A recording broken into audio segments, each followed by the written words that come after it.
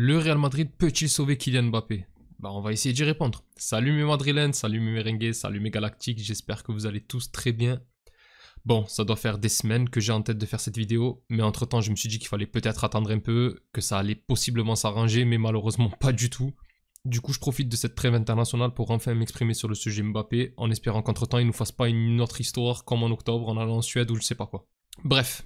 Alors que l'année dernière, le Real Madrid avait réussi à rafler son 36e titre de Liga et sa 15e Ligue des Champions, la grande majorité des médias étaient pourtant unanimes sur la force de frappe de cette équipe si un certain joueur venait la renforcer, car malgré la présence de Joselu, il manquait à l'effectif de l'année dernière un véritable buteur, comme pourrait être Harry Kane ou encore Erling Haaland.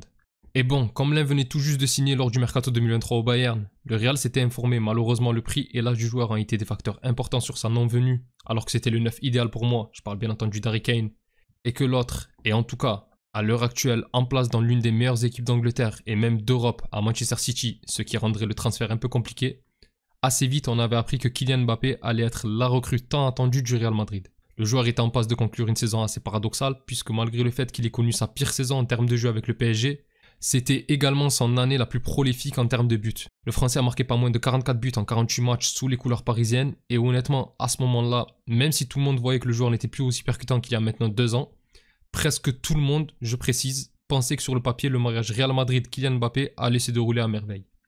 On avait devant nous le plus grand club du monde qui accueille l'un des plus grands joueurs du football actuel, en tout cas, dans la renommée et dans le potentiel, ça c'est à chacun son avis.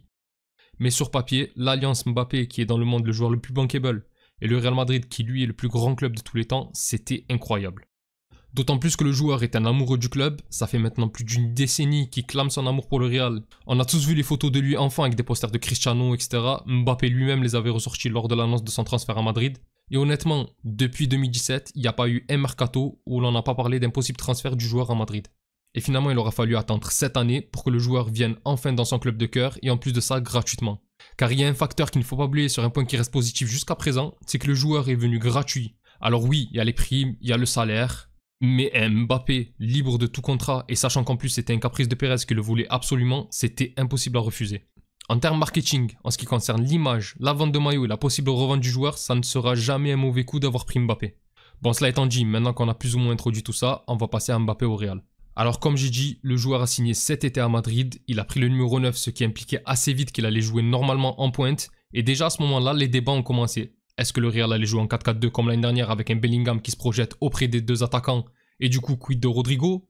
Ou alors en 4-3-3 avec les deux Brésiliens et le Français, mais dans ce cas de figure qui allait jouer à gauche entre Vinicius et Mbappé? Bref, plusieurs débats que les médias adorent, et au final, face à l'Atalanta en Super Coupe d'Europe, on a eu une première réponse avec un 4-3-3, Vinicius à gauche, Rodrigo à droite et Mbappé en pointe. Comme là lors du match face à Osasuna. Mais même si je pense que le Real de cette année doit continuer en 4-3-3, car comme j'ai déjà dit dans plusieurs vidéos, depuis la retraite de Toni Kroos au milieu, il y a un manque criant de créativité, et après avoir essayé le 4-4-2 pendant un bon moment, je persiste à dire que cette année, hormis Modric qui peut potentiellement apporter cette flamme, mais qui a maintenant 40 ans, qui n'a plus les mêmes capacités et qui ne pourra jamais jouer tous les matchs cette année, personne au milieu ne peut remplacer l'apport d'un Toni Kroos. Et au vu des matchs du début de saison, c'est pour moi impossible. Ancelotti a tout de même tenté de passer à 4 au milieu avec différents scénarios pour à chaque fois quasiment le même résultat.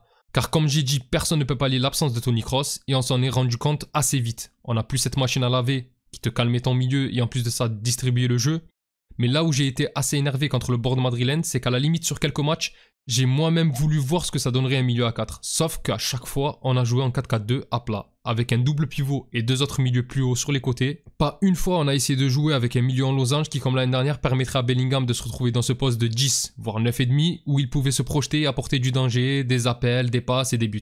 Et l'anglais s'est à chaque fois retrouvé excentré sur le côté gauche, à l'image de Valverde sur le côté droit, dans un rôle assez ingrat, rôle de l'ombre. Il n'a pas été mauvais, mais on n'a pas eu le droit à cet apport offensif conséquent du joueur qu'on avait la saison dernière. Mais bon, là je m'évade un peu. Au-delà de tout ça, comme je vous ai dit, moi je préfère justement un 4-3-3, car cette année l'apport de créativité venait plus d'un Rodrigo et d'un Vinicius, et que de se passer de Rodrigo pour juste blinder le milieu, ça ne servait à rien. Mais malgré tout, vous aurez remarqué un truc, c'est qu'il y a un joueur que je n'ai pas cité quand j'ai parlé de créativité en attaque, et c'est bien entendu Mbappé. Car lui par contre, depuis son arrivée et ce match face à l'Atalanta, le joueur a été positionné soit en pointe dans une attaque à 3 du coup, soit à 2 attaquants auprès de Vinicius, et malheureusement dans les deux cas de figure, ça ne va pas. Il semble perdu sur le terrain, il ne fait pas masse de différence, il est catastrophique balle au pied, sa finition est indigne d'un joueur de son rang, il n'y a absolument rien qui va. Et quand je dis qu'il est perdu, il est perdu. Le joueur a l'air isolé sur les terrains, il a du mal à se positionner. Il y a beaucoup d'incompréhension et de décalage entre ses appels et les envies de ses coéquipiers de lui donner la balle. Honnêtement, on est en novembre et on dirait qu'à quasiment chaque match, il joue avec une nouvelle équipe. Et le pire, c'est que dans l'attitude de beaucoup à Madrid, on voit qu'ils font leur maximum pour essayer de le remettre en confiance. Mais que ça va pas, tout simplement. D'ailleurs, ça ne va plus pour lui depuis sa prolongation au PSG en 2022, où depuis certaines infos, on peut se dire qu'on lui avait à ce moment-là un peu forcé la main. Et depuis lors, le joueur ne fait que régresser dans le jeu, avec en plus de ça, de plus en plus d'affaires extrasportives bien avant l'histoire d'octobre. On parle d'une possible dépression du joueur, de soirées alcoolisées, etc. Et franchement, ça me fait beaucoup de peine pour le garçon. C'était un potentiel de dingue. Moi, je me rappelle que quand je l'avais vu à Monaco, à ses débuts, il m'avait fait bugger. Et malheureusement, ce joueur a totalement disparu. Avant Kylian Mbappé sur le terrain, ça faisait peur à tous les défenseurs. Là, maintenant, ce n'est plus le cas. On se rappelle aussi ses 2 Coupes du Monde, ses premières saisons à Paris. Mais où est passé ce joueur ? Avant, juste sa présence sur les terrains pouvait changer la tactique totale des équipes adverses. Car dès qu'il prenait le ballon avec son coup de rein et sa vitesse, il pouvait apporter le danger. Et ne parlant même pas de sa finition, elle était chirurgicale. Et attention, à l'heure actuelle à Madrid, il y en a bien un qui arrive encore à faire tout ça, mais il s'appelle Vinicius Junior, pas Kylian Mbappé. D'ailleurs, le symbole de tout ça, c'est que le premier but de Vinicius ce week-end face à Osasuna, c'est exactement la spéciale du français. Rentrer côté gauche et fermer le pied lors de la frappe pour la mettre au premier poteau. Alors oui, Mbappé n'est pas un numéro 9, c'est un ailier qui depuis maintenant des années a toujours joué sur le côté gauche, et malheureusement pour lui, il n'est plus le meilleur à ce poste. Et il arrive dans une équipe où justement le meilleur est déjà là, et il a fallu qu'il se repositionne. Mais même en dehors de tout ça, ce n'est pas une excuse, ce n'est pas à cause de son positionnement qu'il a autant de gâchis dans le jeu ou face au cage. Face à Barcelone, si on oublie les 9 hors-jeu, ce qui est déjà incroyable en soi, il y a eu combien de 1 contre 1 mal négociés, et même de manière plus générale, depuis le début de saison, combien il a raté d'occasions de but. Franchement, j'ai pas peur de dire qu'Hendrick, avec le temps de jeu de Mbappé, c'est peut-être 2 fois plus de buts. Bon, j'exagère un peu, peut-être pas le double, mais il n'aurait pas fait moins bien. Il ne faut pas oublier le nombre de pénaltys du français aussi. Alors oui, il y a aussi une autre solution, si vraiment il a besoin de retrouver un côté pour se remettre en confiance, et c'est de jouer à droite, puisque pour moi le côté gauche c'est définitif, c'est pour Vinicius. Et oui, certes, le français c'est toujours plus dans son poste sur l'aile gauche, mais là avec la blessure de Rodrigo, pourquoi ne pas le faire jouer à droite? Et même après le retour du Brésilien, puisque pour moi Rodrigo en 9 est loin d'être une mauvaise idée. D'autant plus que le français a déjà joué à droite à ses débuts, et qu'il connaît ce poste, ça lui permettrait de pouvoir partir de plus loin et de toucher plus la balle, ce qui pourrait sur du moyen long terme lui permettre de reprendre un peu plus goût au football.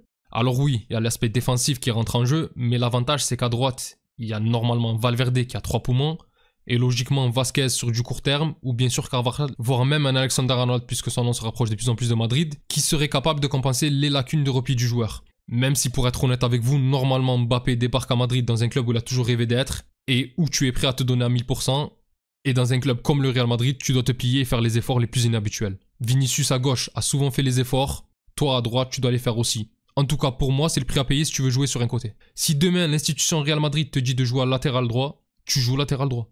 Et pour moi, c'est ça, à la limite, qui peut sauver la trajectoire de carrière de Mbappé.